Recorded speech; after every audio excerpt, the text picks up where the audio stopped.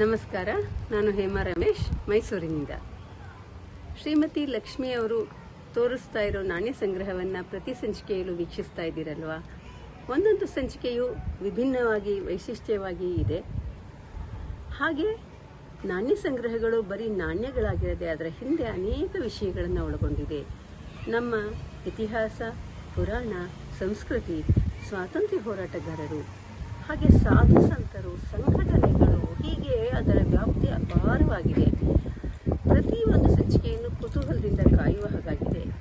ಈ ಸಂಚಿಕೆಯಲ್ಲಿ ಅವರು ಯಾವ ನಾಣ್ಯಗಳ ಬಗ್ಗೆ ತಿಳಿಸ್ತಾರೆ ನೋಡ್ಕೊಂಡು ಬರೋಣ, ಬನ್ನಿ. ನಮಸ್ತೆ ಸ್ನೇಹಿತರೆ, ಎಲ್ಲರಿಗೂ ನಾಣ್ಯ ಲೋಕಕ್ಕೆ ಸ್ವಾಗತ. ಇವತ್ತು ನಾನು ತೋರಿಸ್ಬೇಕು ಅಂತಿರುವಂತಹ ಕಾಯಿನು ಸಿಖ್ರ ಗುರು ನಾನಕರ 550ನೇ ಪ್ರಕಾಶ್ ಪೂರಬ್ ಅದರ ಪ್ರಯುಕ್ತ ಮಿಂಟಾದಂತಹ ಕಾಯಿನ್. ಪ್ರಕಾಶ್ ಪೂರಬ್ ಅಂದರೆ ನಾವೇನು ವರ್ಧಂತ್ಯುತ್ಸವ ಅಂತ ಹೇಳ್ತೀವಿ, ಜಯಂತಿ ಅಂತ ಹೇಳ್ತೀವಿ, ಸಿಖ್ಖರಲ್ಲಿ ಪ್ರಕಾಶ್ ಪೂರಬ್ ಅಂತ ಹೇಳ್ತಾರೆ. ಇದು ಬಾಂಬೆ ಮಿಂಟಿಂದ ಮಿಂಟಾದಂಥ ಕಾಯಿನು. ಇದೇ same coin, same incident Calcutta ಮಿಂಟಲ್ಲೂ ಆಗಿದೆ, ಅದರಲ್ಲಿ ಡಿಸೈನ್ ಬೇರೆ ಇದೆ. ಈ ಬಾಂಬೆ ಮಿಂಟಿನ ಕಾಯಿನು ಬಾಕ್ಸ್ ಕಾಯಿನು. ಬಾಕ್ಸ್ಗಳಲ್ಲಿ ಬೇರೆ ಬೇರೆ ಥರ ಬರುತ್ತೆ, ಬೇರೆ ಬೇರೆ ಕಲರ್ ಬರುತ್ತೆ, ಬೇರೆ ಬೇರೆ ವಿನ್ಯಾಸ ಬರುತ್ತೆ. ಇದು ನೋಡಿ, ಇದು ಒಂದು ರೀತಿಯ ಬ್ರೌನ್ ಕಲರ್ ಕಾಯಿನ್ ನೋಡಿ. ಇದು ಬಾಕ್ಸ್ ಈ ಥರ ಇದೆ. ಇದು ಕಾಯಿನ್. ಇದು ಸಿಖ್ಖರ ಗುರು ನಾನಕರ ಚಿತ್ರ ಇದರಲ್ಲಿದೆ, ಫುಲ್ ಫಾರ್ಮಲ್ಲಿದೆ.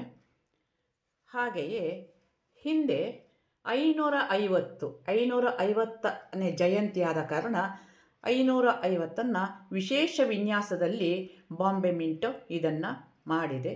ಹಿಂಬದಿ ಈ ಥರ ಇದೆ. ಈ ಥರ ಬಾಕ್ಸ್ ಕಾಯಿನ್ ಬರುತ್ತೆ.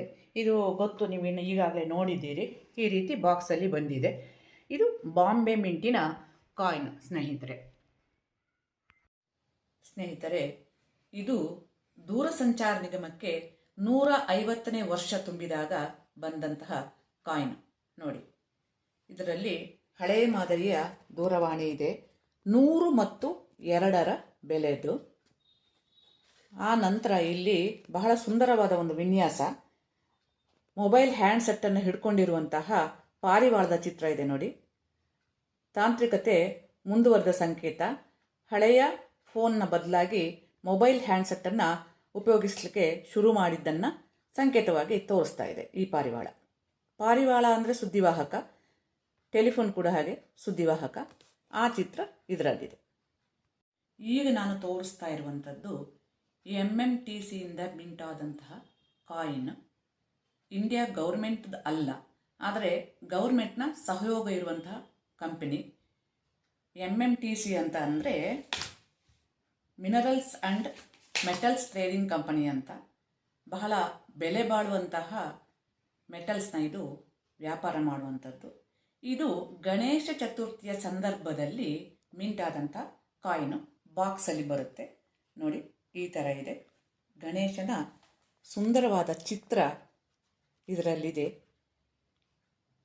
ವಿಶೇಷ ಏನಂದರೆ, ಭಾರತದಾದ್ಯಂತ ಮಾತ್ರ ಗಣೇಶ ಆರಾಧ್ಯ ದೈವ ಅಲ್ಲ, ಪ್ರಪಂಚದಾದ್ಯಂತ ಗಣೇಶನನ್ನು ಪೂಜಿಸ್ತಾರೆ ನೋಡಿ. ಇದು MMTCಯ ಟ್ರೇಡ್ ಮಾರ್ಕ್ ಇದೆ ಇಲ್ಲಿ. ಇದು MMTC ಕಾಯಿನು. ಹಾಗೆ ಪ್ರಪಂಚದಾದ್ಯಂತ ಗಣೇಶ ಆರಾಧ್ಯ ದೈವ ಆಗಿದ್ದಾನೆ. ಥೈಲ್ಯಾಂಡಲ್ಲಿ 2012ರಲ್ಲಿ ಈ ಗಣೇಶನ ಚಿತ್ರವನ್ನು ಹಾಕಿ ಕಾಯಿನನ್ನು ಅಲ್ಲಿಯ ಸರ್ಕಾರ ಮಿಂಟ್ ಮಾಡಿತ್ತು ನೋಡಿ. ಅತ್ಯಂತ ಸುಂದರವಾದ ಚಿತ್ರ, ಥೈಲ್ಯಾಂಡಲ್ಲಿ ಮುದ್ರಿತವಾದದ್ದು, ಅದರ ಹಿಂಭಾಗ ಇದು. ಹಾಗೆ ಇಂಡೋನೇಷ್ಯಾದಲ್ಲಿ ನೋಟಿನ ಮೇಲೆ ಗಣೇಶನ ಚಿತ್ರವನ್ನು ಮುದ್ರಿಸಿದ್ದಾರೆ, ಬಹಳ ನಂಬಿಕೆಯಿಂದ ಮತ್ತು ಬಹಳ ಭಕ್ತಿಯಿಂದ. ನಮ್ಮಲ್ಲೂ ಹಿಂದೆ ರಾಜರ ಕಾಲದಲ್ಲಿ ಗಣೇಶನ ಚಿತ್ರ ಇದ್ದಂತಹ ಕಾಯಿನ್ಗಳಿತ್ತು.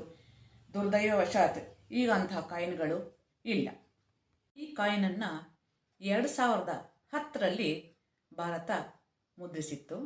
ರಾಜಕೀಯ ಮುತ್ಸದ್ದಿ ಸುಬ್ರಹ್ಮಣ್ಯನ್ ಜನ್ಮ ಶತಾಬ್ದಿ, ಸುಬ್ರಹ್ಮಣ್ಯನ್ ಸ್ವಾಮಿ ಅವ್ರದ್ದು ನೋಡಿ. 100 ಮತ್ತು 5ರ ಬೆಲೆ.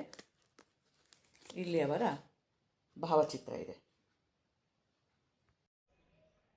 ಇವರು ಜೈನ ಸಂತರಾದ